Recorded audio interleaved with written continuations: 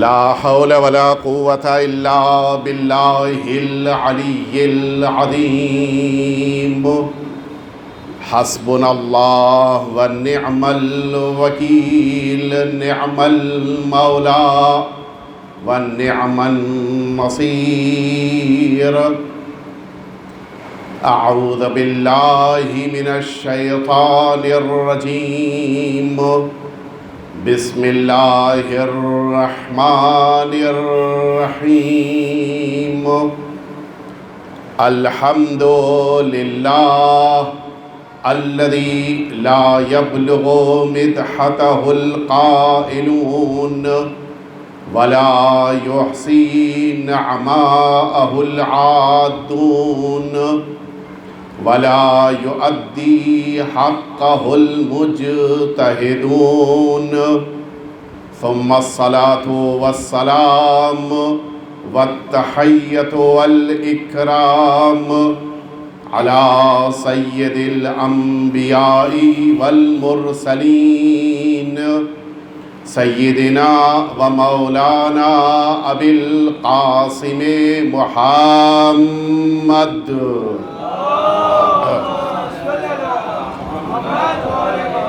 صلى الله عليه وعلى أهل بيته الأطيبين الأنجبين الذين أذهب الله عنهم الرجس وطهرهم تطهيرا.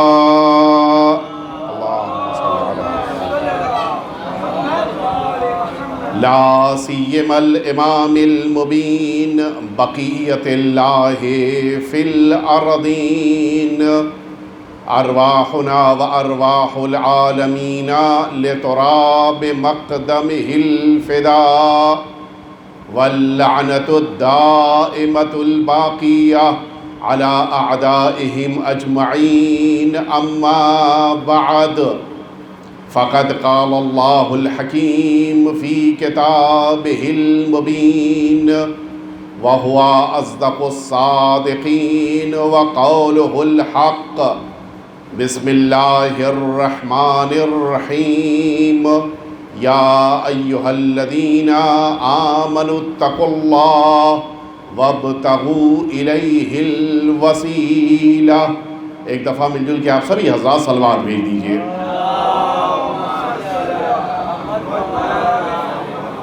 عزیزان محترم، اس سے قبل کی بیان کا آغاز ہو، التماس ہے ایک دفعہ سورہ حمد اور 3 دفعہ سورہ توحید کی تلاوت فرما کے مرحوم و مغفور سید احمد عباس ابن سید حیدر عباس مرحوم کی روح پرفتوح کو اور ان کے خاندان کے تمام مرحومین کو اور کل مؤمنین اور مؤمنات کی ارواح کو ایصال فرما دیں، اور ساتھ ہی ساتھ یہ بھی جمہوریہ اسلامی ایران کے وہ شہداء کے جنہوں نے راہ اسلام میں اپنی جان کی قربانی پیش کی ہے، ان شہداء کو بھی ایصال فرما دیں.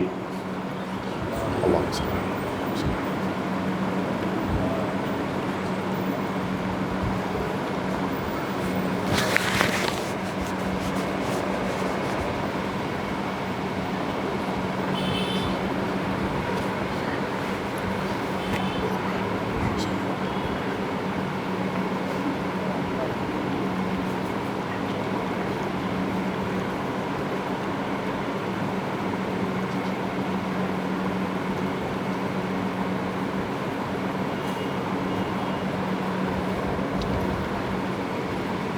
ایک دفعہ پھر سے مل جل کے صلوات بھیج دیں آپ حضرات.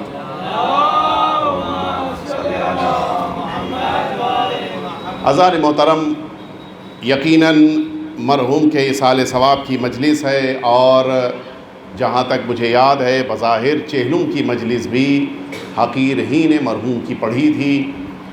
یقیناً اہل خانہ کے لیے بڑے درد اور بڑے رنج کا موقع ہوتا ہے کہ گھر کے بزرگ کا درمیان سے اٹھ جانا، لیکن جب یہ احساس پیدا ہو جائے کہ جانے والی شخصیت اپنے محکم ایمان اور حقیقی عقیدے کی بنا پر یہاں سے زیادہ بہتر جگہ بلکہ یہاں کی سختیوں کے بعد جنت کی آسائشوں کی طرف گئے ہیں، تو پھر انسان کے دل کو سکون مل جاتا ہے. یقیناً ہم سبھی اس ایک مرحلے میں آنے کے بعد کہ جو ہماری زندگیوں کا آخری مرحلہ ہے کہ جس مرحلے سے سبھی کو گزرنا ہے، کوئی اس موقع سے ایسا ممکن نہیں ہے کہ فرار کر سکے، سبھی کو ایک دن اللہ کی بارگاہ میں حاضر ہونا ہے، اور اس انداز سے حاضر ہونا ہے کہ کچھ دنیا سے جاتے ہیں تو ان کی موت ہوتی ہے، ہم دنیا سے جاتے ہیں تو انتقال کرتے ہیں۔ ان دو لفظوں کا فرق ہی سارے معانی اور مفاہیم کو آپ کے ذہنوں تک منتقل کر دینے کے لیے کافی ہے۔ وجہ صرف ایک ہے، موت کا تصور وہاں ہے جہاں پر خاتمہ ہو جائے، جہاں پر ختم ہو جائے بات، وہ موت کہلاتی ہے۔ لیکن جہاں پر ایک زندگی کے بعد دوسری زندگی شروع ہو جائے، بلکہ یوں کہہ لیا جائے کہ اس مجازی زندگی کے بعد حقیقی زندگی شروع ہو جائے، وہاں پر جانے والے کو مردہ نہیں کہا جاتا، بلکہ اس کے لیے کہا جاتا ہے کہ وہ انتقال کر گئے۔ اور اس کی بہترین دلیل ہمارے پاس یہ موجود ہے کہ جب ہم اپنے مرحوم کو قبر میں لٹاتے ہیں، دنیا میں آپ نے کبھی نہیں دیکھا ہوگا کہ کوئی اپنے کسی مرحوم سے بات کرے، گفتگو کرے۔ ہم اپنے مرحوم کو قبر میں لٹانے کے بعد یہ جملہ کہتے ہیں کہ اسمع افہم، ہماری بات کو سن لے، ہماری بات کو سمجھ۔ یہ بات ہو رہی ہے، نہ صرف یہ کہ بات ہو رہی بلکہ شانہ بھی ہلایا جا رہا ہے کہ میری بات کو سن لے۔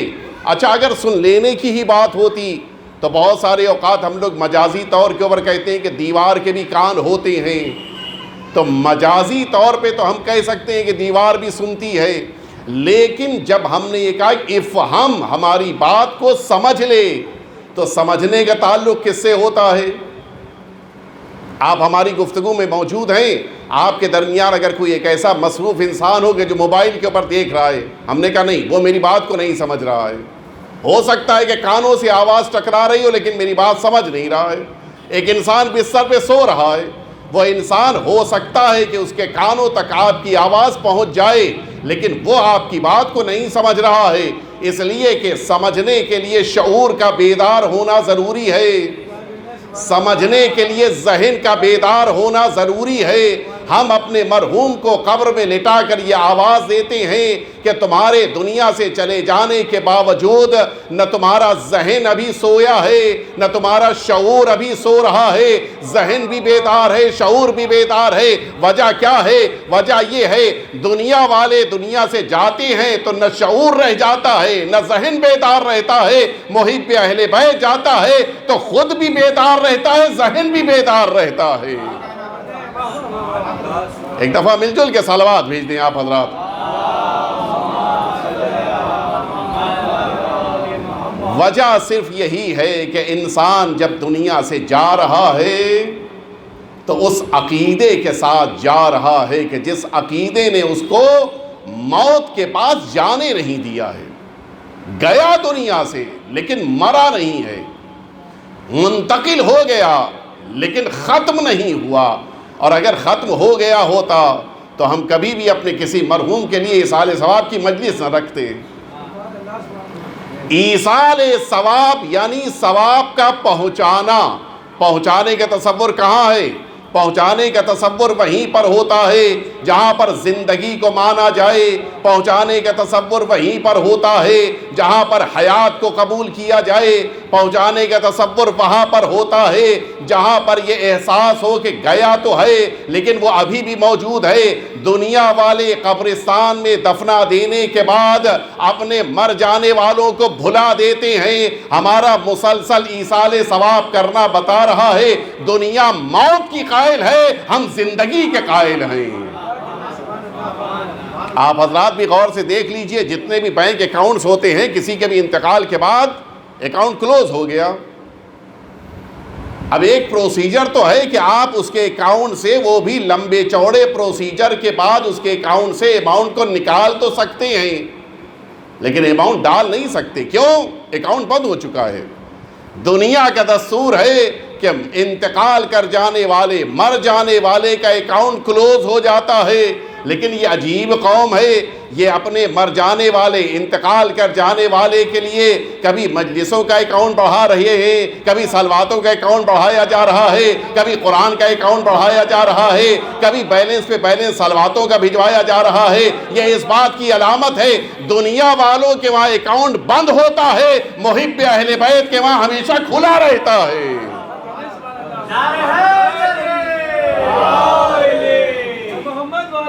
آپ بھی آگے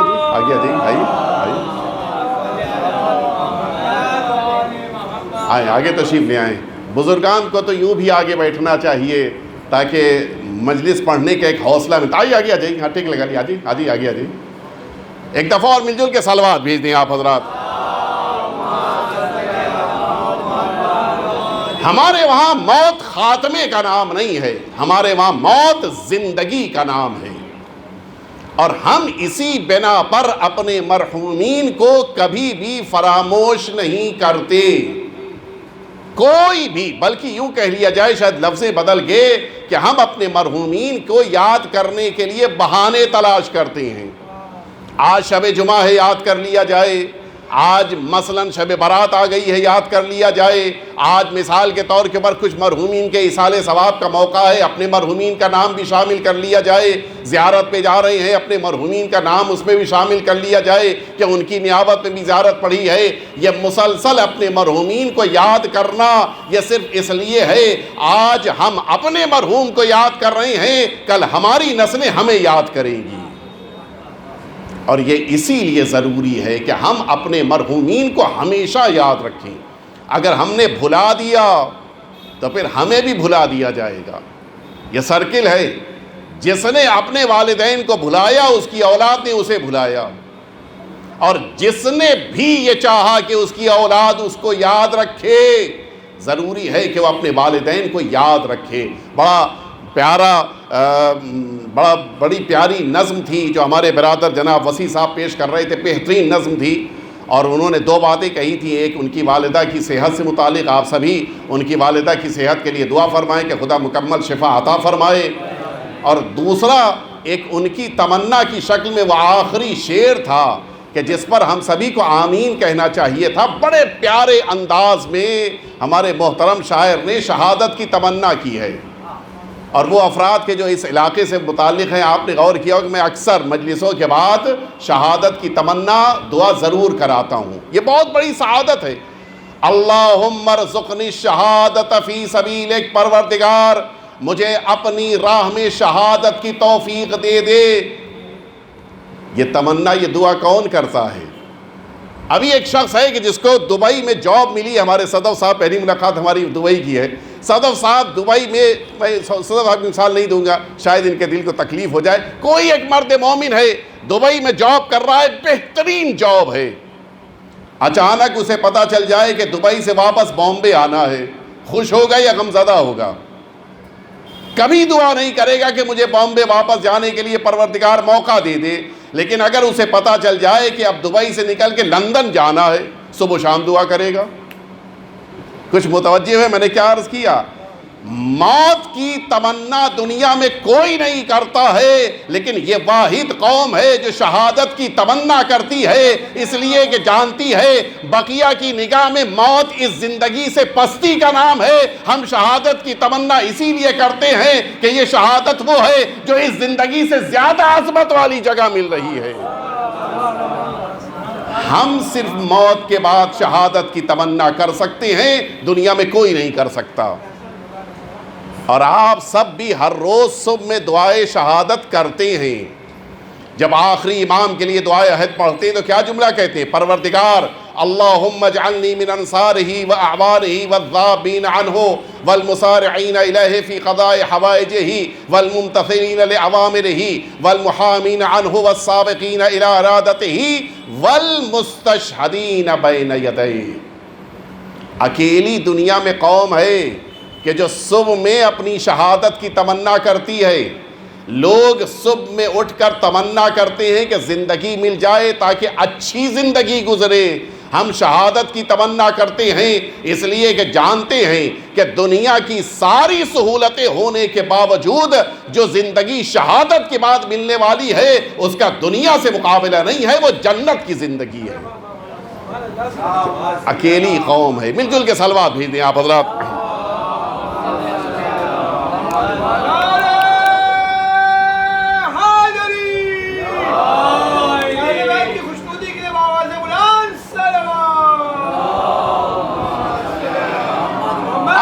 اب میں آپ کو اپنے موضوع تک لے کے آ گیا۔ ناظم جلسہ ذاکر کو بتاتا ہے کہ آپ کو کتنی دیر پڑھنا ہے، ناظم جلسہ نے مجھے نہیں بتایا۔ اچھا وہ ہے بھی نہیں تو اب تو پوری اجازت ہے میں جب تک پڑھوں۔ ایک دفعہ اور صلوات بھیج دیں آپ حضرات۔ لیکن آپ گھبرائیں نہیں، انشاءاللہ میں اپنے وقت کے اندر اپنی گفتگو مکمل کر دوں گا۔ اصل گفتگو اب میں شروع کر رہا ہوں۔ وجہ کیا ہے کہ ہماری نگاہوں میں یہ موت انتقال ہے؟ وجہ کیا ہے کہ ہم شہادت کی تمنا کرتے ہیں؟ وجہ کیا ہے کہ ہم اس دنیا سے جانے کے باوجود غمزدہ نہیں ہوتے؟ وجہ صرف ایک ہے، وہ وجہ یہ ہے کہ جن ہستیوں کا ہم نے دامن تھاما ہے وہ کبھی ہمیں اکیلا نہیں چھوڑتے ہیں۔ قبر میں ہونے کے باوجود وہ ہمیں اکیلا نہیں چھوڑتے، اور جن کا ہم نے دامن تھاما ہے انہوں نے زندگی میں بھی ہمارا ساتھ دیا ہے، برزخ میں بھی ساتھ دیں گے اور محشر میں بھی ساتھ دیں گے۔ یہ اکیلے ہم ہیں، اکیلی قوم ہیں کہ جن کے مقتدا وہ ہستیاں کہ جن کی ہم نے پیروی کی ہے انہوں نے ہمیں کبھی اکیلا نہیں چھوڑا ہے۔ کیوں؟ اس لیے کہ پروردگار کا یہ حکم ہے کہ تم اپنی زندگیوں میں وسیلہ اختیار کرو۔ اب یہیں سے میری توجہ دیجئے کہ میں کیا عرض کر رہا ہوں۔ اللہ نے ہمیں ذمہ داری دی ہے کہ تم اپنی زندگی میں وسیلے کے ساتھ آگے بڑھنا، بغیر وسیلے کے آگے نہ بڑھنا۔ اچھا آپ آئیے میں آپ کو لے کے چلوں، قرآن مجید کی آیت شریفہ بالکل واضح سی ہے۔ قرآن مجید کہہ رہا ہے کہ ایھا الذین آمنوا اتقوا اللہ وابتغوا الیہ الوسیلہ، اے ایمان لانے والو تم سب اللہ کا تقوی اختیار کرو اور اللہ تک پہنچنے کا وسیلہ تلاش کرو، بناؤ نہیں۔ اللہ نے بنانے کا اجازت نہیں دی ہے، تلاش کرنے کی اجازت دی ہے۔ معنی یہ ہے بنایا اللہ نے ہے، ہماری ذمہ داری تلاش کرنا ہے۔ کسی کے ذہن میں یہ احساس نہ میں چاہوں جس کو چاہوں وسیلہ بنا لوں، نہیں، ہم وسیلہ نہیں بنا سکتے۔ فلاں بابا صاحب بڑے اچھے لگتے ہیں، وسیلہ بنا لیں۔ فلاں صاحب بڑے پیارے لگتے ہیں، وسیلہ بنا لیں۔ جو خود محتاج ہوتا ہے وہ دوسروں کی مدد نہیں کرتا۔ ایسوں کو تلاش کرنا ہے کہ جن کو اللہ نے قبول کیا ہے۔ اچھا انسانوں کے درمیان ہم کبھی کبھی کوئی اچھا لگ گیا، ہم نے کہا آپ بڑے اچھے ہیں وسیلہ بن جائیے، انہوں نے کہا نہیں میں وسیلہ نہیں بن پاؤں گا، مجھ سے بہتر کے پاس جاؤ۔ ہم نے ان انسانوں کے درمیان انبیاء کو دیکھا کہ یہ واقعاً اللہ کے قریب ہیں۔ ہم نے جلدی سے انبیاء کے قدموں کو تھام لیا کہ آپ ہمارا وسیلہ بن جائیے، اس لیے کہ آپ کے ذریعے اللہ تک پہنچ سکتے ہیں۔ نبیوں کو جب ہم نے ایک ساتھ پکڑنا چاہا اور ان کے دامن کو تھامنا چاہا، عجیب منظر تھا۔ انبیاء نے بھی کہا کہ نہیں ٹھہرو، تم میرے ذریعے سے اللہ تک نہیں جا سکتے ہو، بلکہ آؤ میری زندگی کو دیکھو۔ اب جو ہم نے دیکھنا شروع کیا تو پتہ یہ چلا کہ جناب آدم جس موقع کے اوپر مشکلات میں پھنس گئے تھے، گرفتار تھے، اللہ ناراض تھا ترک اولا کی بنا پر، انہوں نے ان کی زبان کے اوپر کچھ ہستیوں کا وسیلہ تھا۔ ہم نے دیکھا کہ نبی پروردگار یوسف کنویں میں ہیں، نکلنا ہے کیا کریں، ان کی زبان پہ کوئی وسیلہ ہے۔ ہم نے دیکھا کہ نبی کے ہاتھ میں جناب موسیٰ کے ہاتھ میں عصا ہے، وہ چاہتے ہیں کہ وہ اژدہا بن جائے۔ ہم نے دیکھا ان کی زبان پہ کچھ وسیلے ہیں۔ ہم نے جناب ابراہیم کو آگ کی طرف جاتے ہوئے دیکھا، ہم نے دیکھا ان کی زبان کے اوپر کچھ کلمات ہیں۔ پوچھا یہ کس کے کلمات ہیں؟ کہا کچھ ہستیوں کے نام لے رہے ہیں۔ ہم نے دیکھا جناب نوح اپنی کشتی میں بیٹھ چکے ہیں، اس کے اوپر کچھ نام لکھے۔ ہم نے پوچھا یہ کیا ہے؟ کہا یہی وسیلہ ہے جو کشتی کو نجات دے گا۔ اب سمجھ میں آیا، ہم نے انبیاء کو اللہ سے قریب سمجھا، پتہ چلا انبیاء بھی کچھ وسیلوں کے ساتھ جاتے ہیں۔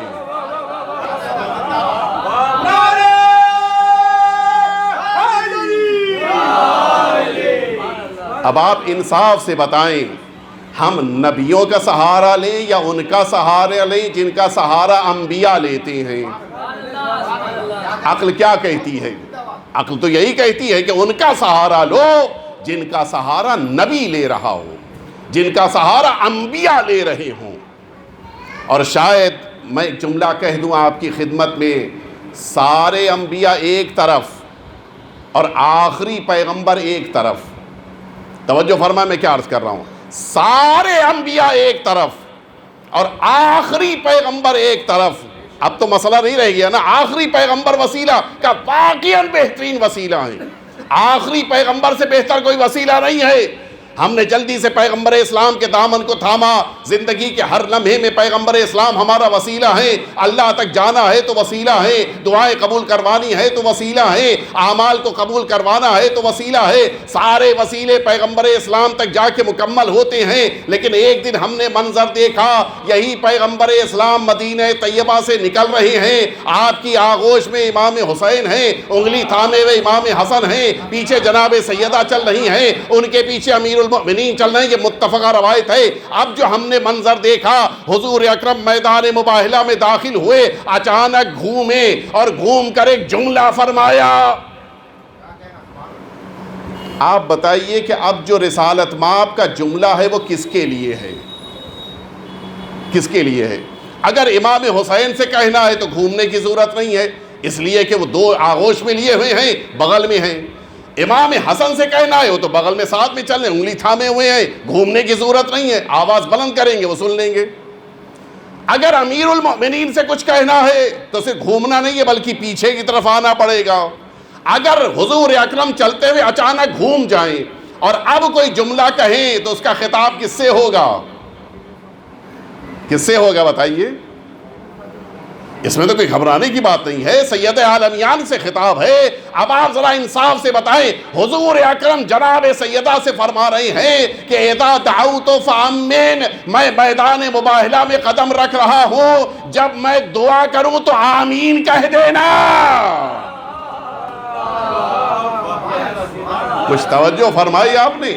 اس شہزادی کی عظمت کو تو آپ محسوس کریں، اللہ کا سب سے زیادہ برگزیدہ نبی، جن کی آواز کو اللہ کبھی ٹھکرا نہیں سکتا ہے، وہ نبی بھی جب اللہ کی بارگاہ میں ہاتھوں کو اٹھا کر دعا کریں تو چاہتے ہیں کہ جناب سیدہ آمین کہہ دیں۔ مجھے جملہ کہنے دیجئے، جب دعائے پیغمبر سیدہ کی آمین کو تلاش کر رہی ہے تو یہ امت کی دعا سیدہ کے بغیر کیسے قبول ہو سکتی ہے؟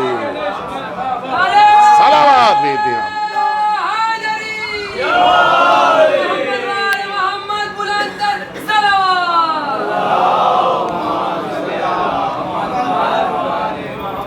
سیدہ کے بغیر دعائے پیغمبر بہت بڑی بات ہے، اور اسی لیے میں عرض کروں آپ کی خدمت میں، جناب سیدہ کی وہ عظیم بارگاہ ہے کہ جس بارگاہ میں آنے کے بعد امت تو امت ہے، حضور اکرم کو بھی سکون ملتا ہے۔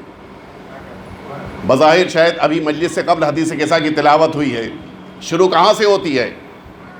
جناب جابر سے جناب سیدہ نے فرماتی ہیں کہ میرے پاس میرے بابا آئے، آنے کے بعد فرمایا کہ انی اجد فی بدنی ضعفا یا ضعفا، دونوں روایتیں ہیں، دونوں طرح سے پڑھا جاتا ہے۔ فرمایا کہ اے بیٹی، مجھے اپنے بدن میں نقاہت اور کمزوری محسوس ہو رہی ہے۔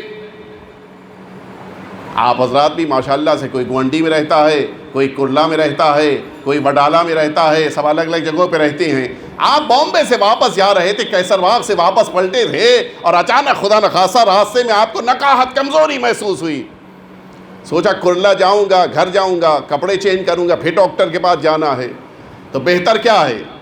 اسٹیشن سے سیدھے چلے جائیں ڈاکٹر کے پاس، دوا لے کے گھر جائیں، یا اسٹیشن سے گھر آئیں پھر ڈاکٹر کے پاس آئیں پھر واپس گھر آئیں؟ کیا عقل مندی کا تقاضا ہے؟ پہلے یہی بہتر ہے کہ پہلے اس اسٹیشن سے چلے جائیں ڈاکٹر کے پاس، دوا لیں پھر گھر آئیں، یہ دوبارہ تو نہ آنا پڑے گا، یہی تو عقل مندی ہے۔ یا رسول اللہ، اگر آپ کو نقاہت محسوس ہو رہی ہے تو آپ کسی طبیب کے پاس چلے جائیے، کسی ڈاکٹر کے پاس چلے جائیے، کسی معالج کے پاس چلے جائیے۔ یا آپ معالج کے پاس کیوں نہیں گئے؟ شاید حضور اکرم جواب دیں، میں نے بھی تو یہی کیا ہے۔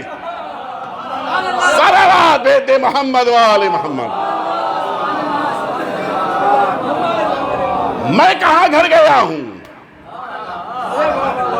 अब इससे ज्यादा तो वजाहत नहीं कर सकता। वो भी रसूलुल्लाह के मदीने तैयबा में 9 घर हैं, किसी एक घर रसूलुल्लाह नहीं गए हैं, बेटी के पास आए हैं, शायद उम्मत को बताना चाह रहे हैं मुझे नकाहत दूर करना थी, बढ़ाना थोड़ी नहीं थी। अगर मुतवज्जे हो गए हो तो सलवात भेज दीजिए आप हजरात। और अब जब दरे सैयदा पे रसालत में आप तशरीफ ले आए, देखिए वसीला किसको कहते हैं। या रसूल अल्लाह, आप अल्लाह रब्बुल इज्जत से कहिए आपकी नकाहत दूर हो जाएगी, लेकिन नहीं, सैयदा से फरमा रहे हैं कि मुझे चादर यमानी ला कर दो और मैं उसके जरिए से आराम करना चाहता हूं। और अजीब है, आपने भी देखा होगा हमारे घरों में भी बुजुर्गान मौजूद होते हैं, कभी कभी दादा नाना किसी कमरे में आराम कर रहे हैं और घर के बकिया अफराद की एक बड़ी अहम जिम्मेदारी होती है कि वो आराम कर रहे हैं तो आहिस्ता बोलो, और अगर कोई बच्चा घर में आ गया खामोश, आराम कर रहे, नाना आराम करे, दादा आराम, ये तो होता है ना। यहां तो अजीब है, न सिर्फ ये कि खामोश नहीं कराया जा रहा है बल्कि बता के नाना के पास भेजा जा रहा है, बेटे बच्चों नाना तुम्हारे वहां आराम कर रहे, चले जाओ। शायद सैयदा भी जानती हैं वो नकाहत है कि जो बगैर ईमान के दूर नहीं होने वाली है। और अब सैयदा ने जब इन बच्चों को भेजा, अब आप दिखा दीजिए किसी बीमार इंसान या किसी नकाहत महसूस करने वाले इंसान को आपने नहीं देखा होगा कि फिर वो अल्लाह की बारगाह में हाथों को उठाकर दुआ कर रहा हो, अरे मेरे परवरदिगार ये मेरे अहले बैत हैं। अच्छा ठीक है, यहां तक तो अल्लाह से बात हो रही है। अब जब अमीरुल मोमिनीन ने ये पूछा कि या रसूल अल्लाह फरमाइए कि अगर इस हदीस किस्सा की कोई फजीलत है तो बयान फरमा दीजिए, हुजूर अकरम ने 2 फजीलतें बयान की हैं। अगर कमजोरी है तो आप एक ही बयान कर देते, ये 2 की क्या जरूरत थी। कमजोरी ज्यादा है तो आप कहते भाई इस वक्त रहने तो, बाद में 1 घंटे 2 घंटे के बाद जब कमजोरी दूर हो जाएगी तो बयान कर देंगे। क्या कहना रसूलुल्लाह का, बड़े आराम के साथ वक़ार के साथ हदीस किस्सा की फ़ज़ाइल बयान हो रहे हैं, अल्लाह से गुफ्तगू हो रही है तो बड़े वक़ार के साथ जिब्रील अमीन आ रहे हैं तो उनसे बड़े आराम के साथ बात हो रही है, बच्चे आ रहे हैं तो अच्छा जवाब भी आप मुलाहिज़ा फरमाएं। जब बच्चे आए हैं तो ये नहीं कि बच्चों तुम्हारे सलाम का जवाब वालेकुम अस्सलाम, नहीं, फरमाते ए बच्चों जो तुम मेरी उम्मत के शफ़ी हो, आओ मेरी चादर में आ जाओ, आए वो शख्सियत के जो मेरे उम्मत के परचम के अलमबरदार हैं, आओ मेरे चादर में आ जाओ। ये तवील गुफ्तगू क्यों है? सिर्फ यही बताने के लिए है नकाहत तो थी लेकिन तब तक थी जब तक दरे सैयदा पे नहीं आए थे, और अब वो नकाहत खत्म हो चुकी है, अब नकाहत का तसव्वुर नहीं है। क्यों? इसलिए कि जनाब सैयदा के दरवाजे पर रसूलुल्लाह आए हैं। कि अजीब जनाब सैयदा की ज़ात की अज़मत है।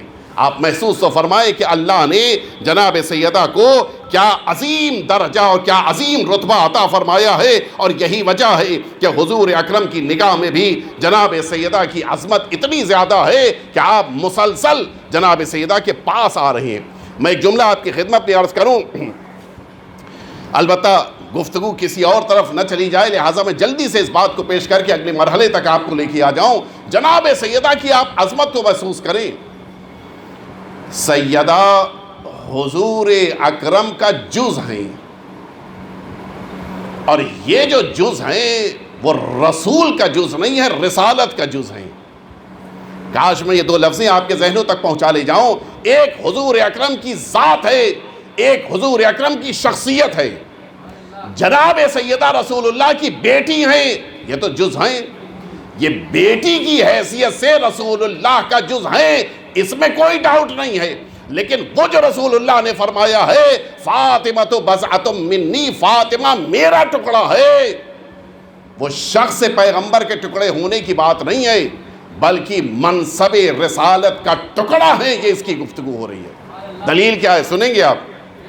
यही हदीस किस्सा आप सभी पढ़ते हैं। इस हदीस किस्सा में एक जुमला है, जनाब सैयदा फरमाती हैं कि मेरे बेटे आए, चादर में आ गए इजाज़त लेके, मेरा शौहर आए, इजाज़त ली, वो भी चादर में आ गए, اس کے بعد میں خود آگے بڑھی. یہی سے توجہ فرمائیے گا. اور اب میں وہ جملے پڑھ رہا ہوں جن لوگوں کو حدیث قصہ یاد ہے یا جن کے پاس موبائل میں ملا لے. جناب سیدہ فرماتی ہیں کہ میں نے بھی اجازت لی اور اپنے بابا کی چادر میں آ گئی. اور اس کے بعد فرماتی کہ فَلَمَّ اكْتَمَلْنَا جَمِيعًا تَحْتَ الْكِسَاءِ. یہی فقرے ہیں, آپ چیک کر لیجئے گا حدیث قصہ میں. فرماتی فَلَمَّ اكْتَمَلْنَا جَمِيعًا تَحْتَ الْكِسَاءِ. جب ہم سب چادر میں ایک ساتھ جمع ہو گئے. نہیں, یہ ترجمہ نہیں ہے. اگر کہنا ہوتا کہ ہم سب چادر میں جمع ہو گئے تو کیا کہتی؟ فَلَمَّ اجْتَمَعْنَا, ہم سب جمع ہو گئے. اجتماع لفظ استعمال ہوتا, سیدہ نے نہیں فرمایا. جہاں عربی زبان کی فصاحتیں اور بلاغتیں جا کے اپنا دم توڑ دے وہ در سیدہ ہے. تو شہزادی سے بہتر تو کلمات کوئی جانتا نہیں ہے. سیدہ نے یہ نہیں کہا کہ ہم سب جمع ہو گئے. سیدہ نے فرمایا فَلَمَّ اكْتَمَلْنَا, جب ہم سب کامل ہو گئے. دونوں میں فرق کیا ہے یہ بھی سن لیجئے. جب ایک ایک کر کے مومنین آ رہے ہوتے ہیں, ہمارے ناظم صاحب نے ہم کو فون کیا مومنین آ گئے ہیں, یعنی جمع ہو گئے, آپ آ جائیے. جب ایک ایک کر کے لوگ آ رہے ہوں تو کہا جاتا ہے کہ لوگ جمع ہو گئے. توجہ فرمائی آپ نے. لیکن اگر ایک پورا وجود ہے اور اس وجود کے کئی حصے ہوں اور ان حصوں کو الگ الگ رکھا جائے اور پھر جب ایک ساتھ کر دیا جائے تو کہا جائے گا کہ یہ کامل ہو گیا. میں ایک مثال دوں, البتہ صرف سمجھانے کے لیے مثال ہے. ایک شخص ہے کہ جو کپڑے سلتا ہے, اس نے آستین سل دیا, اس نے کالر سل دیا, اس نے کرتے کے لیے نیچے کا پورا حصہ سل دیا, لیکن اب یہ سب الگ الگ رکھا ہے. آستین الگ رکھی ہے, کالر الگ رکھا ہوا ہے اور بقیہ دھڑ کا حصہ الگ رکھا ہے. اس نے اٹھایا, تینوں کو جوڑ دیا. کہے گا اب یہ کرتا کامل ہو گیا. یہ نہیں کہے گا کہ یہ کرتا جمع ہو گیا. جمع ہوتے ہیں افراد, کامل ہوتے ہیں اعضاء, ٹکڑے, جز. توجہ فرمائی. سیدہ نے یہ نہیں کہا کہ ہم سب چادر میں جمع ہو گئے. سیدہ فرما رہی کہ ہم چادر میں کامل ہو گئے. اے امتیوں سمجھو تو, کوئی نبوت کی آنکھ ہے, کوئی نبوت کا چہرہ ہے, کوئی نبوت کا سینہ ہے. جب یہ سب جمع ہو گئے تو چادر میں نبوت کامل ہو گئی ہے.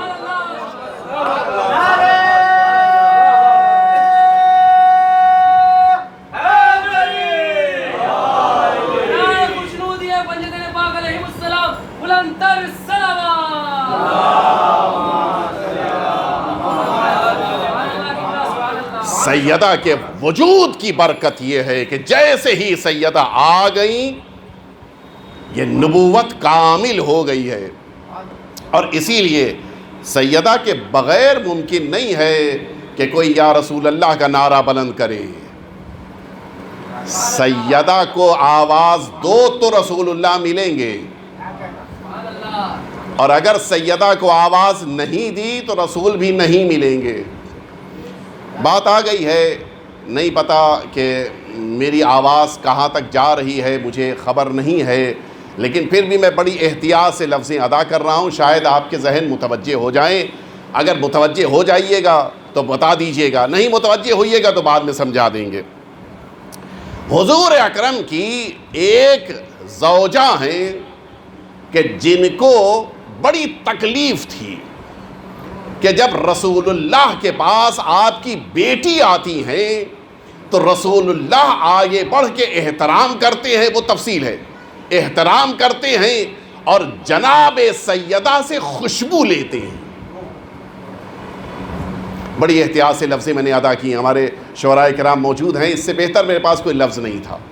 بقیہ جو اردو میں لفظیں استعمال ہوتی ہیں, یہاں پہ ادب کا مقام ایسا ہے کہ اس کے علاوہ کوئی لفظ نہیں میرے پاس ہے.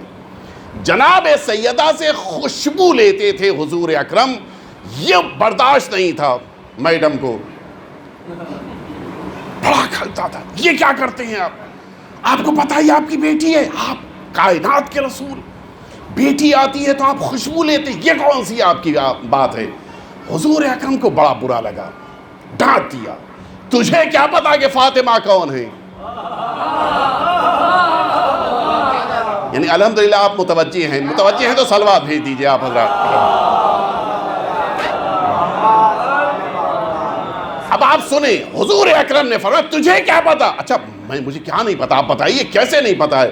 کہا تجھے نہیں پتا ہے کہ یہ سیدہ کون ہیں؟ یہ سیدہ وہ ہیں کہ جس موقع کے اوپر اللہ نے مجھے معراج کی شب بلایا، مجھے جنت سے رسول اللہ نے ایک پھل دیا، یہ فاطمہ اسی پھل کا نتیجہ ہے، اور جب بھی مجھے، یہ لفظی جب بھی مجھے جنت کی خوشبو لینی ہوتی ہے سیدہ کی خوشبو لے لیتا ہوں۔ مل جل کے صلوات بھیجتے ہیں آپ حضرات۔ اب یہاں سے میں آپ کی توجہ چاہوں گا، پوری توجہ کے ساتھ سنیے میں کیا عرض کر رہا ہوں۔ آپ ہی جاتے ہیں، خواجہ مسجد گئے، مجلس نماز میں گئے، بغل مسجد گئے، آپ کے بغل میں کوئی مرد مومن بیٹھا ہو، بڑا اچھا عطر لگائے ہے، وسیع صاحب اس طرف بیٹھے تھے، مرد مومن بیچ میں تھا، ادھر آپ بیٹھے تھے، صدف صاحب۔ صدف نے کہا وسیع صاحب سے کیا پیاری خوشبو آ رہی ہے۔ وسیع صاحب نے کہا بھی بڑی اچھی خوشبو آ رہی ہے، مرد مومن بڑا اچھا عطر لگائے ہے۔ اس کے معنی ہے ناک صحیح ہوتی ہے تو خوشبو پتہ چلتی ہے،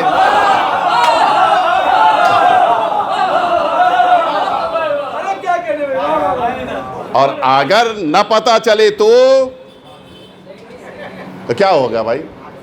کیا فرماتے ہیں آپ حضرات؟ اگر نہ پتہ چلے تو یہ کہا جائے گا بھائی نزلہ ہے، زکام ہے، ناک بند ہے۔ لیکن اگر مسئلہ 1-2 دن کا ہو تب تو کہا جائے گا کہ بھائی ناک بند ہے، لیکن اگر پرماننٹ بند ہو تو اس کے معنی یہ ہے کہ یہ پرماننٹ پرابلم ناک میں نہیں ہے، بلکہ کوئی بڑی مشکل ہے کہ جس کی وجہ سے یہ جنت کی خوشبو نہیں مل رہی ہے۔ نہیں، شاید آپ ہمارے ساتھ نہیں ہیں بھئی، کوئی ایسی بڑی پرابلم ہے کہ جس کی وجہ سے جنت، بھئی اگر خوشبو ہے تو جیسے یہ 2 برادر بیٹھے تھے، بیچ میں ایک مومن بیٹھا تھا، ان دونوں کو پتہ چل رہا تھا، لیکن اگر نہیں پتہ چل رہا ہے تو کوئی پرابلم ہے، اور اگر ہمیشہ نہیں پتہ چل رہا ہے تو اس کے معنی ہے کیونکہ پرماننٹ پرابلم ہے۔ وہ پرماننٹ پرابلم ہے کیا؟ پوری توجہ رہے، وہ ہے کون سی پرابلم کہ سیدہ کی خوشبو نہیں مل رہی ہے؟ کہا بس ایک پرابلم ہے، سیدہ کی خوشبو کوئی عام خوشبو نہیں ہے، یہ جنت کی خوشبو ہے۔ اور ہمیں رسول اللہ کی حدیث ملی کہ رسول اللہ نے فرمایا کہ اگر کوئی 70 سال تک مسلسل نمازیں پڑھے، راتوں کو کھڑے ہو کے نماز پڑھ رہا ہو، پورے 70 سال ہر روز روزہ رکھتا ہو، ہر سال حج کرنے جاتا ہو، اور یہاں تک کہ صفا مروہ کے درمیان مظلومیت سے مار دیا جائے، اس کے بعد کا جملہ سنیں گے، اور پھر فرماتے رسول اللہ لیکن وہ جنت کی خوشبو نہیں سونگھے گا اگر اس کے دل میں علی کی ولایت نہیں ہے۔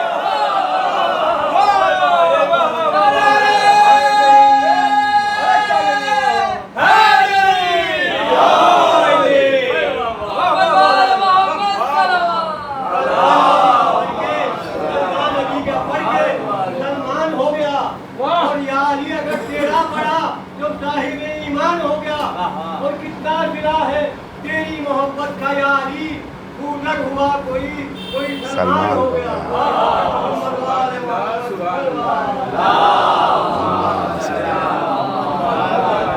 میں نے واقعہ بھی پڑھ دیا، حدیث بھی پڑھ دیا، اب اس کے آگے مجھ سے نو کمنٹس بھائی، میں اب آگے کچھ پڑھوں گا نہیں اس سلسلے میں۔ آپ متوجہ ہو گئے تو بہت اچھی بات ہے، نہیں تو بعد میں پوچھیے گا کہ میڈم کون تھیں۔ صلوات دے دیں آپ حضرات۔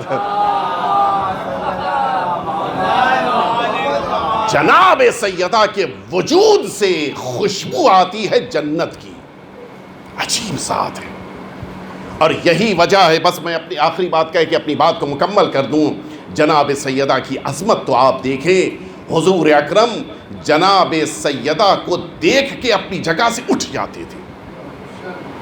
بہت بڑی بات ہے، یہ کوئی چھوٹی موٹی بات نہیں ہے۔ کبھی آپ نے سوچا کیوں حضور اکرم بقیہ بھی، اچھا ایسا نہیں ہے، پوری حیات پیغمبر کو آپ دیکھ لیجئے، کسی کو دیکھ کے رسول اللہ اٹھ کے کھڑے نہیں، صرف ایک واقعے میں کھڑے، وہ بھی خاص واقعہ ہے کہ جس کے لیے مصلحت تھی لہٰذا وہ کھڑے ہونے کا احترام کے لیے نہیں کھڑے ہوئے ہیں، کوئی اور وجہ تھی، وہ ایک تفصیلی گفتگو ہے، مجھے اس میں نہیں آنا ہے۔ بقیہ زندگی میں کبھی نہیں کھڑے ہوئے کسی کو دیکھ کے، قبیلوں کے سردار آئے لیکن نہیں کھڑے ہوئے، قوموں کے بزرگان آئے لیکن نہیں کھڑے ہوئے، کوئی بھی آ جائے حضور اکرم کھڑے نہیں ہوئے اپنی جگہ سے، سیدہ کو دیکھ کے جلدی سے کھڑے ہو جاتے تھے۔ کیوں؟ اگر آپ یہ کہیں کہ والد ہیں جو بیٹی کا احترام کر رہے ہیں تو دنیا میں اور بھی باپ ہیں جو اپنی بیٹیوں کا احترام کریں؟ نہیں، آج تک کسی فقیر نے نہیں لکھا ہے، حتیٰ اہل بیت نے بھی کسی اپنی بیٹی کو دیکھ کر کھڑے ہو کے احترام نہیں کیا۔ اس کے معنی ہے کہ یہ احترام کسی اور وجہ سے ہے۔ وہ وجہ کیا ہے؟ بس میں نے ختم کر دی اپنی بات اسی بات کے اوپر۔ آپ نے دیکھا ہوگا یہ ترازو، ابھی تو یہ بامبے میں رہنے والے یہ نوجوان بچے، ان کو نہیں پتا ہے، ہم لوگ کے علاقوں میں ابھی بھی وہ ترازو ہوتا ہے جو اصلی ترازو ہوتا تھا، جس میں ایک چھڑ ہے کہ جس کو چھت سے آویزہ کر دیا جاتا تھا، ابھی بھی ہے، اور دو پلیٹس لگی ہوتی ہیں جو پلڑے کہلاتی ہیں، ان کو ڈوریوں سے وہ چھڑ میں باندھ دیا جاتا ہے، اور یہ ترازو ہے، جو بھی وزن کرنا ہو اسی پہ وزن کیا جاتا ہے۔ بچہ گیا تھا اپنے دادا سے ملنے کے لیے گاؤں، گرمی کا زمانہ تھا، اب گرمی میں ظاہر ہے کہ شکر چاہیے، اس لیے کہ شربت بنانا ہے، دادا نے کہا کہ بیٹا شربت پینا ہے تو شکر لاؤ، کہا اچھا بھی لے آتے۔ دادا سے پیسہ لیا، شکر کی دکان پہ گیا، اس نے کہا شکر 5 کلو دے دو مجھے۔ اس نے اسی ترازو کے لیے کیا کیا، اس ایک پلڑے میں، وہ جو آپ ویٹ کہتے ہیں، وہ بانٹ جو کہلاتا ہے، اس نے 5 کلو کا بانٹ لے کے ایک پلڑے میں رکھ دیا۔ نتیجہ کیا ہوا؟ وہ جو ترازو ابھی بالکل برابر کے پلڑے تھے، وہ ایک پلڑا فوراً زمین میں آ کے لگ گیا ہے۔ یہاں تک صحیح ہے نا؟ متوجہ میں کیا کہہ رہا ہوں؟ وہ فوراً زمین میں آ کے لگ گیا۔ اب وہ ادھر کچھ نہیں کرے گا، اب وہ ادھر کیا شروع کرے گا؟ ادھر اس نے شکر ڈالنی شروع کی، 1 کلو شکر، یہ ابھی بھی اینٹھا ہوا ہے، 2 کلو شکر، ان کے ابھی بھی ویسے ہی اینٹھن ہے، کچھ فرق نہیں پڑا، 3 کلو، کوئی فرق نہیں پڑا، 4 کلو، اب ذرا سے اس نے ہلنا شروع کیا، اور جیسے ہی اس دکان والے نے ادھر کی شکر کو 5 کلو کیا، فوراً یہ اٹھ گیا۔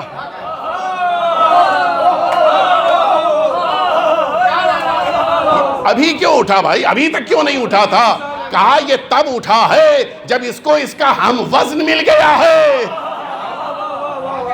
جب ایک وزن والا مل جاتا ہے تو بھاری بھرکم بھی اٹھ جاتا ہے۔ بس پتا چل گیا پیغمبر نے بقیہ کسی کا احترام نہیں کیا ہے، سیدہ کو اٹھ کر احترام اس لیے کیا ہے، بقیہ امتی ہیں، سیدہ ہم وزن رسالت ہے۔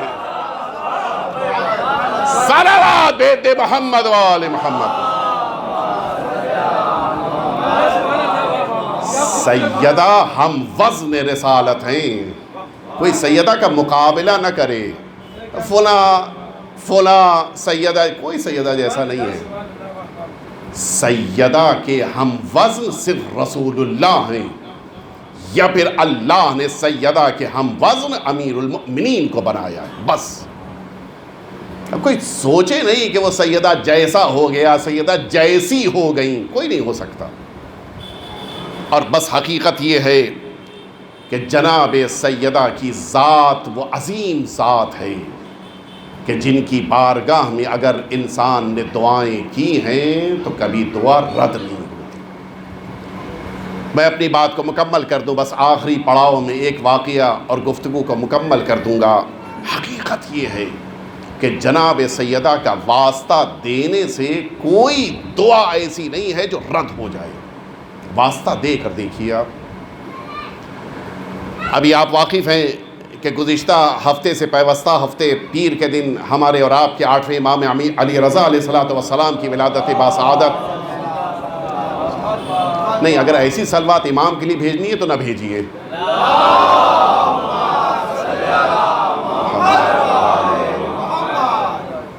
آپ کی ولادت باسعادت گزری اور 2 دن کے بعد یعنی سنیچر کو ایک روایت کے مطابق مولا ہی کی شہادت کی تاریخ ہے، تو ہم ولادت اور شہادت کے درمیان یہ مجلس آپ کے درمیان گفتگو کر رہے ہیں، لہٰذا 8ویں امام کا ذکر ضرور ہونا چاہیے۔ آپ سنیں، اسی شیراز میں 2 سگے بھائی جن کا عالم یہ تھا کہ ایک ماں اور ایک باپ کی اولاد، لیکن کبھی کبھی ہوتا ہے کبھی کبھی اندھیرا اور روشنی ساتھ میں جمع ہو جاتے ہیں، بالکل حقیقی بھائی، لیکن ایک بالکل جنتی، نماز کا پابند، روزے کا پابند، حج و زیارات کا پابند، امانت دار، ایماندار، ہر طرح کی اچھائیاں، اور دوسرا چھوٹا بھائی بالکل برعکس، بالکل اپوزٹ، 180 ڈگری، بالکل اپوزٹ۔ وہ نمازیں پڑھتا ہے، یہ چھوڑتا ہے، وہ روزے رکھتا ہے، یہ روزہ کھاتا ہے، وہ ایماندار ہے، یہ خیانت کار ہے۔ عجیب حال، گاؤں میں کچھ بھی برائی ہو جائے اس کا نام ضرور آتا تھا۔ مائیں بچوں سے کہتی تھیں کہ آج پڑھ لکھ لو، اچھے بن جاؤ، ورنہ اس کے جیسے بنو گے، یہ حال تھا اس کا۔ اتنا برا، اتنا بیڈ کیریکٹر کا انسان۔ اس زمانے میں ابھی بھی ہوتا ہے، ایرانی معمولاً زیارت پر اکیلے نہیں جاتے، ان کا ایک خاص مزاج ہے، وہ قافلے کے ساتھ جاتے ہیں۔ اس زمانے میں جب یہ قافلے جاتے تھے زیارت کے لیے تو پورا گاؤں چھوڑنے آتا تھا، ابھی بھی ہے بعض علاقوں میں جب جاتے ہیں زیارت کرنے کے لیے لوگ تو پورا گاؤں چھوڑنے رخصت کرنے آتا ہے۔ اس سال جو 8ویں امام کی زیارت کرنے کے لیے قافلہ جا رہا تھا، اس قافلے میں بڑے بھائی نے بھی نام لکھایا تھا، اور ساری تیاریاں ہو چکی تھی، پورا گاؤں تیاری کرنے کے بعد اب جو بارڈر تک، سرحد تک گاؤں کے چھوڑنے کے لیے پورا گاؤں آیا، تو بڑے بھائی کو چھوڑنے چھوٹا بھائی بھی آیا۔ ابھی کچھ بھی ہے، شیعہ تو ہیں کہ وہ زیارت پہ جا رہا ہے، میں بھی اس کو چھوڑنے جاؤں گا بارڈر تک۔ اچانک، اچھا کس کے دل میں کب کون سی کرن چمک جائے، کون سی شمع روشن ہو جائے، کچھ نہیں کہا جا سکتا۔ چھوٹے بھائی نے کہا اپنے بڑے بھائی سے کہ کیا ہم دونوں ایک ماں باپ کی اولاد نہیں ہے؟ کہا کیوں نہیں، کیا بات کر رہے ہیں، بالکل حقیقی بھائی ہیں ہم لوگ، ماں باپ ایک ہیں۔ کہا ہم دونوں کیا شیعہ نہیں ہیں؟ کیا بالکل، تم بھی شیعہ میں بھی شیعہ۔ کہا اگر ہم دونوں شیعہ ہیں تو صرف تم کیوں زیارت پہ جا رہے ہو؟ کہا کون سی بڑی بات، اگلی دفعہ ٹور جائے گا، تم چلے آنا اس میں۔ کہا نہیں یہ سب کچھ۔ اچھا آپ جانتے ہیں جو ذرا سا بگڑے مزاج کے ہوتے ہیں وہ ضدی مزاج کے بھی ہوتے ہیں، دیکھا ہوگا آپ نے۔ یہ سب نہیں کہ اگلے ٹور پہ جانا ہے، جاؤں گا تو اسی دفعہ جاؤں گا۔ کبھی آج کا دور تو نہیں ہے کہ اے ٹی ایم کارڈ لے لیا اور کریڈٹ کارڈ لے لیا، راستے میں سب خریداری کر لیا آپ نے۔ اس زمانے میں تو کھانا بھی لے آنا پڑتا تھا ساتھ میں، راستے میں کوئی ہوٹل، کوئی ڈھابا تو نہیں ہوتا تھا، کپڑا لے آنا ہے، کھانا لے آنا ہے، سواری ہونی چاہیے، ایک عجیب تیاری۔ کہ کیسے جاؤ گے؟ کہ میں یہ سب کچھ نہیں جانتا، تم جا رہے ہو تو مجھ کو بھی جانا ہے۔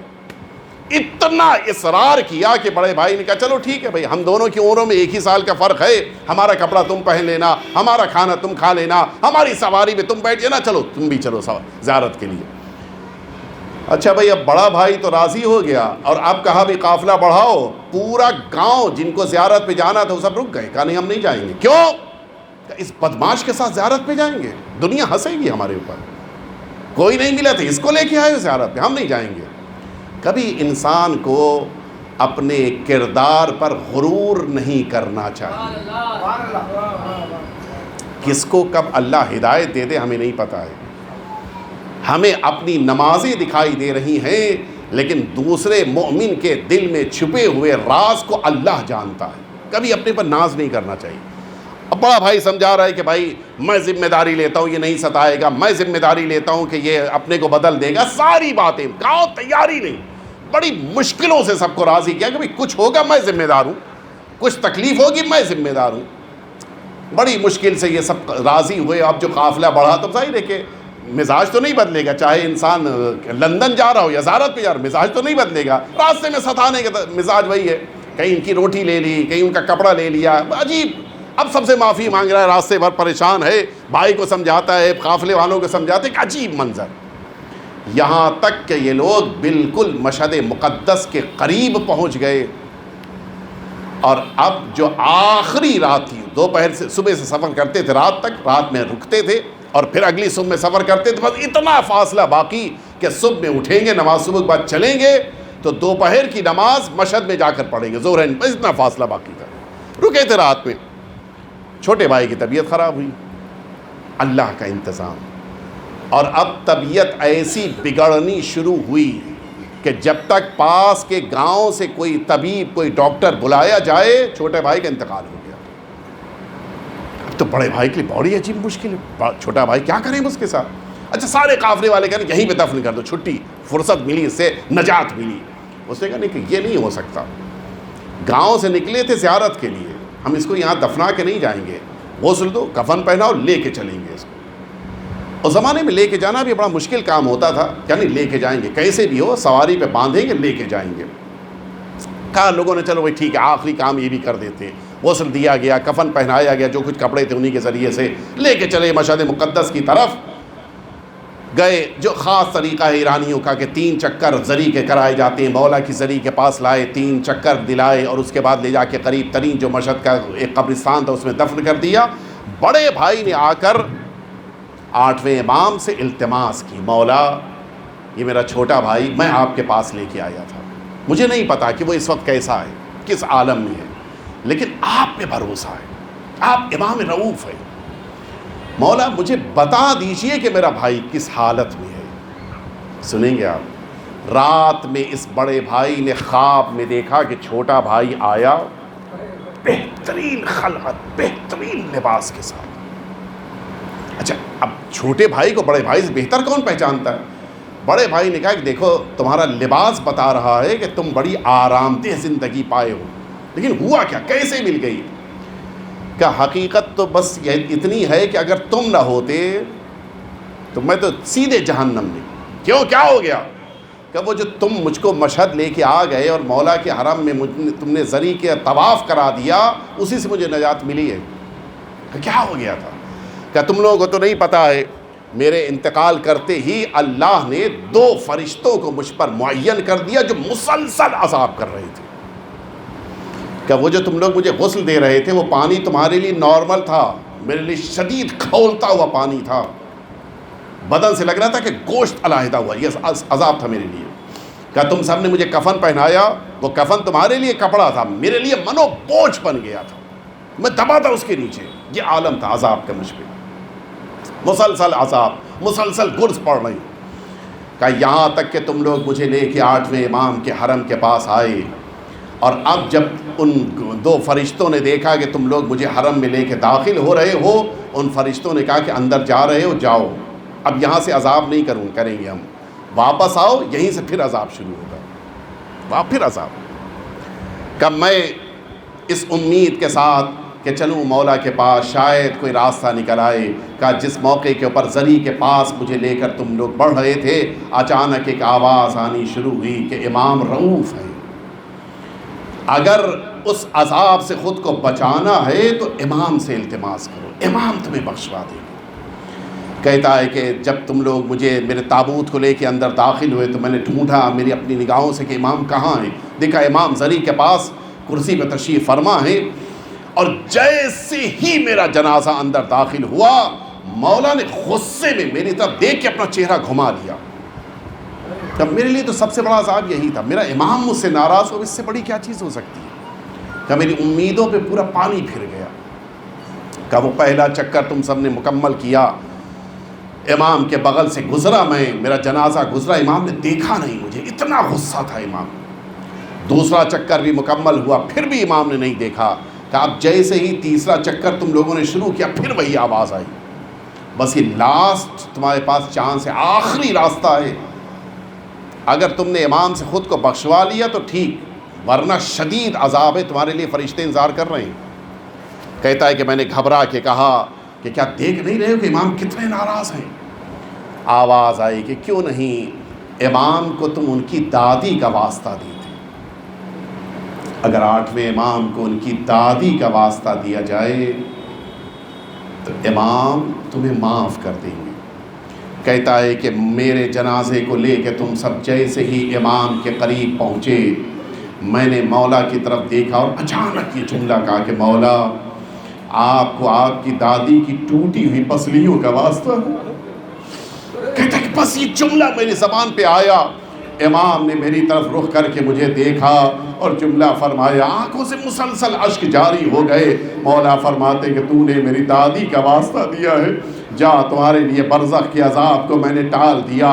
یہ جو ساری نعمتیں ہیں اسی بنا پر ہیں کہ 8ویں امام نے مجھے معاف کیا ہے. لیکن ہاں جملہ سنو گے, کہتا ہے کہ امام جب میرے جملے کو سننے کے بعد اپنی جگہ سے اٹھے تھے, مسلسل گریہ کرتے جا رہے تھے, اور وہ بات کہہ دینے کے بعد امام نے فرمایا, ہائے میری دادی مدینے میں کتنی اکیلی ہو گئی تھی, میری دادی کی پسلیاں ٹوٹ گئی تھی. ہاں عزاداروں, یقیناً آج بھی 8ویں امام اگر ان کی بارگاہ میں جناب سیدہ کا واسطہ دیا جائے امام یقیناً اس کی بات کو، اس کی دعا کو سنتے ہیں۔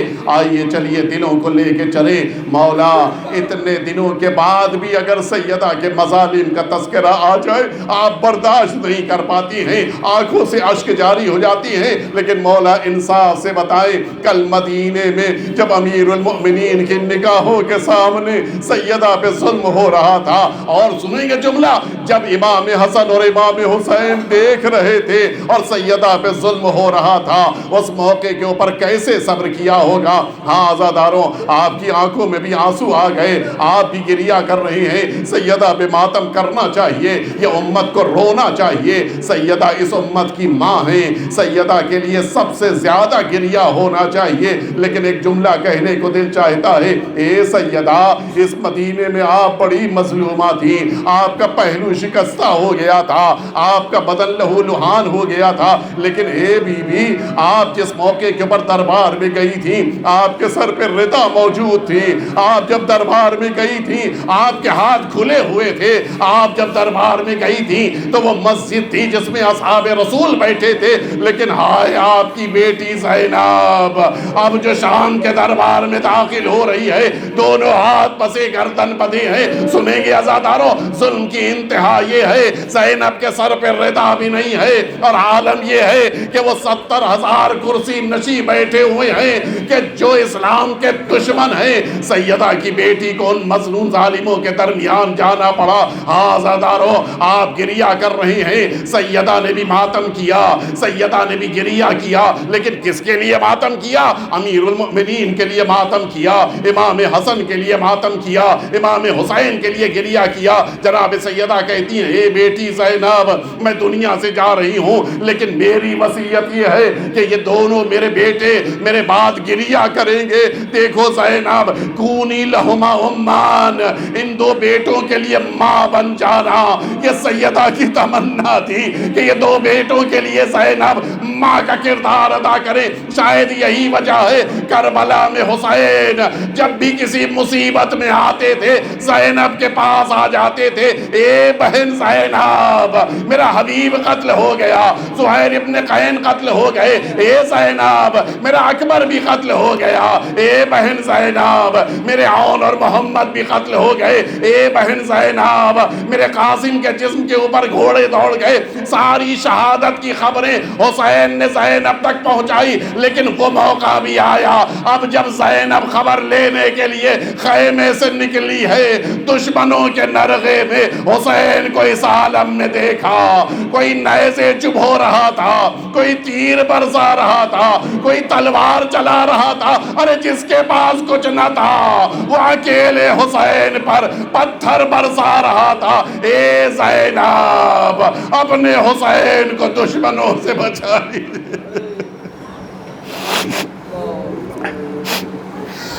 الا لعنت اللہ علی القوم الظالمین وسيعلم الذین ظلموا أي منقلب ينقلبون إلهي بحق الزهراء وأبيها وبعلها وبنيها والسر المستودع فيها أن تصلي على محمد وآل محمد۔